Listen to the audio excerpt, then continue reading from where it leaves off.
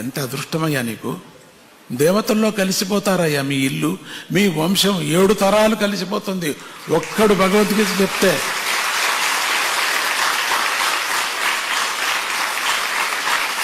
ఒక ఇంట్లో ఒక పిల్ల కానీ ఒక పెద్ద కానీ ఒక భగవద్గీత నేర్చుకున్నారంటే 7 తరాలు వైకుంఠానికి వెళ్ళిపోతారయ్యా.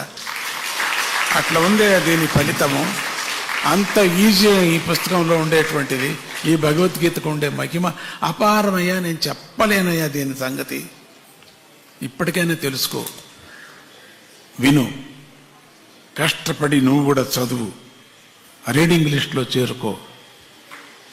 తప్పో రైటో చదువు, వచ్చేస్తుంది, వస్తుందయ్యా. పరమాత్ముడు చెప్పిన వాక్యమయ్యా, మనుషులు చెప్పింటే రాదు, పరమాత్ముడే చెప్పింది కాబట్టి వచ్చేస్తుంది.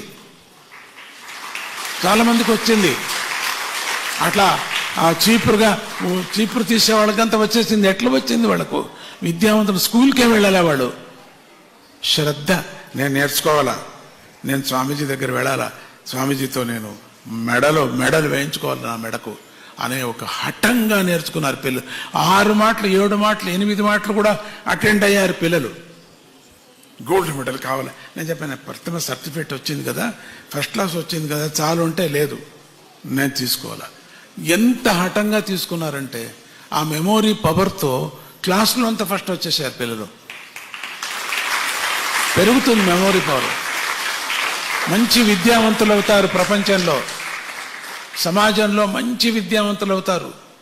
ఇక్కడ కూర్చున్నటువంటి పిల్లలు ఎవరెవరు ఐఏఎస్ అవుతారో, ఎవరెవరు ఐపీఏ అవుతారో, ఎవరెవరు పెద్ద పెద్ద కలెక్టర్స్ అవుతారో, ఇక్కడ పెద్ద పెద్ద టీచర్స్ అవుతారో, ఎవరెవరు ఇక్కడ కూర్చున్న ప్రొఫెసర్స్ అవుతారో, పెద్ద పెద్ద వ్యాపారస్తులు అవుతారో, పెద్ద పెద్ద రైటర్స్ అవుతారో తెలియదు, పెద్ద పెద్ద పుస్తకాలు రాసేవాళ్ళు అవుతారు ఇక్కడ కూర్చున్నటువంటి మహాత్ములు. మీరంతా కూడా ఉన్నారు మీరు దాంట్లో. అప్పుడు నన్ను అనుకోండి, ఆ సమయంలో స్వామీజీ చెప్పారు ఆ రోజు, నేను అయ్యాను ఈ రోజు అనుకోండి.